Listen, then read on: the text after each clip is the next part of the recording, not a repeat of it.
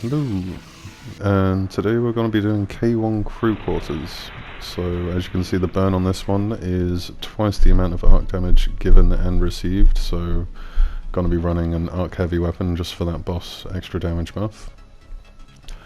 So also going to be running the overload loadout for this little sector, so grenade and hand cannon finding, overload, hand cannon reserves, hand cannon scavenger, breach and clear, and a few war mine mods.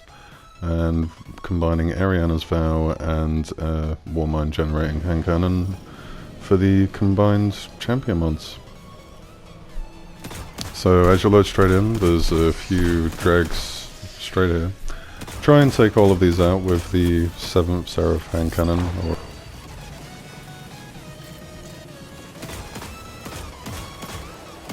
Because at the moment you haven't actually got any champions. So it'd be nice to get a war mine cell.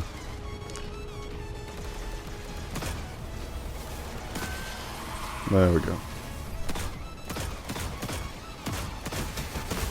So as you can see, detonating that one cell takes care of the rest of the ads in this section, which frees you up considerably for when the champion decides to come around that rock.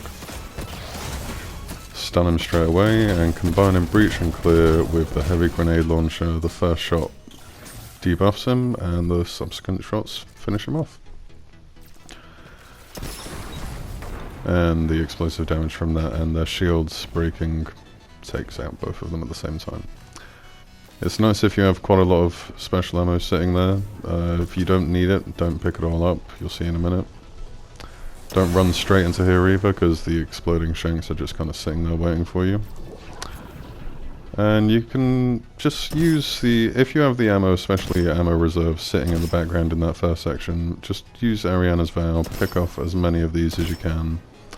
Because the next set of champions that come in are barrier champions, and for fallen barrier champions, they have a really frustrating tendency of making everything around them immune. So the idea is to get rid of all of the ads and to hit your shots. There you go. So I've noticed that basically with this season's mods that I've been using, there he is. There's two main sets of loadouts that you can go for depending on the champions. So if you've got a Fallen Lost sector like this one is, the Ariana's Vow loadout seems to work better. Because the Fallen Lost sectors, you can play them a little bit more distancy, and as I said, those champions can be quite frustrating. So with the other versions, with the Kyle Lost sectors, you can use the Unstoppable loadout for the Wither Horde and Gnawing Hunger. Again, just gonna hop back and forth here, just for reference. Just taking out the ads bit by bit while the champion's not protecting them. Because I'd like as few of them as possible when I take on the champion.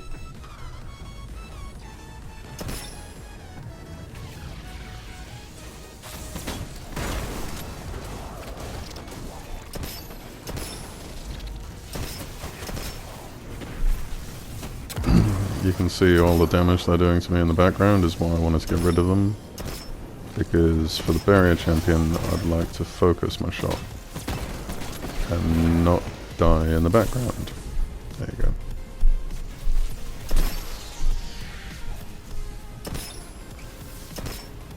So you'll see one or two of those essence quests popping up at some point. Now that all of the lunar weapons have been now all of the lunar weapons have been unbolted, they've been re-released with new rolls. It's worth going to the Altar of Enchantment on the moon near Eris, picking up those weapon quests and just doing them again, really. It really is. I mean, you can get some fantastic rolls on these new weapons. The heavy grenade launcher, for example, the solar heavy grenade launcher. Get chain reaction on it, combine it with Wrath of a Warmine mod. It's beautiful. So those two loadouts, personally I prefer the Wither Horde loadout. Obviously you can't always choose. See now, if I'd been a bit clever, I would have been able to dodge that. That is the only death in this sector, and it was completely unnecessary. But I've kind of gotten past the whole need for a flawless legendary lost sector. The master, I'll do that flawless. Legendary, yeah.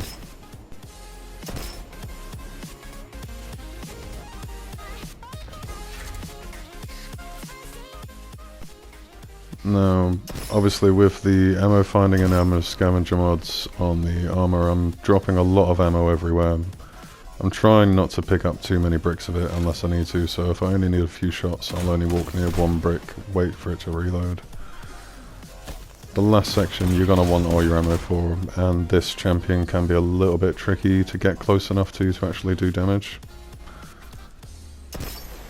So you might actually want to stun him once or twice just while you're taking care of all of the ads before really committing to him. Don't go too far up this tunnel because there are a couple of enemies in the next section that can see you from the end of this tunnel, as you'll notice in a minute. Because one of them will shoot at me. There we go. And they can do some quite aggressive damage. I mean, if you've got the mod on your chest to take reduced sniping damage, that may be a good move on this one. If you've got arc themed chest armor, some arc resistance mods would be great as well.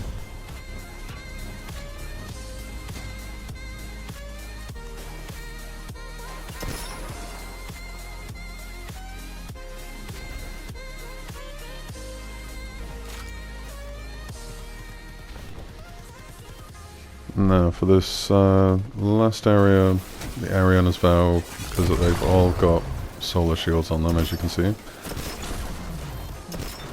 You only need to take a few of them out. The area damage kind of takes out most of the other shanks. That's an elemental orb. Now if you can get this barrier champion gone down here, that's fantastic. You don't really want him retreating.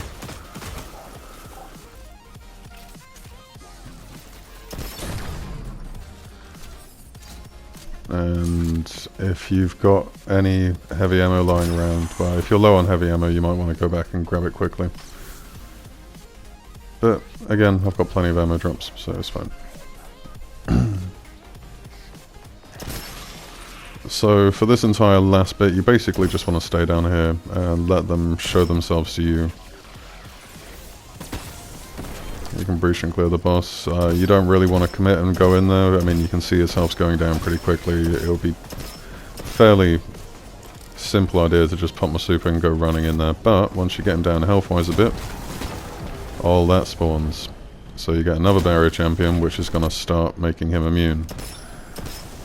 Which is where Ariana's Vow is going to come in handy. So it's the exact same tactic again. Swap back and forth, try and take out the ads, which are going to take you out while you're debarriering the champion if you can.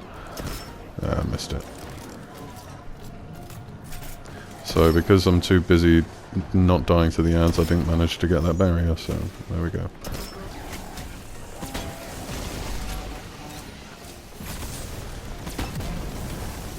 What I would say is if you ever get below half health, unless you are absolutely confident that you can pull it off, just take cover and recover. You can always stun the champion again, unless you are on the last bit of ammo and there's no more lying around.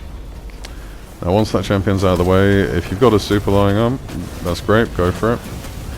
The only challenging things in here are that nightmare drag next to me and the boss. Everything other than that is just drags and marauders. So taking out the nightmare is helpful because obviously he does a lot of damage, and the second he dies he drops the unstable essence, which gives you a damage buff against the boss because we're on the moon, so everything's a nightmare. And when you're finished, just go and pop that chest. Then obviously you're not guaranteed every time to get something spectacular, but at least it finishes off the lost sector. Now I will, that's basically all of the legendary lost sectors for this season. I'll probably end up doing another series next season if different mods come out on the seasonal artifacts, like Breach and Clear will be gone in a month. I'll miss you, Breach and Clear. And I'll be doing the occasional master lost sector now that my light level's big enough to pull them off. So I hope that helped. See ya.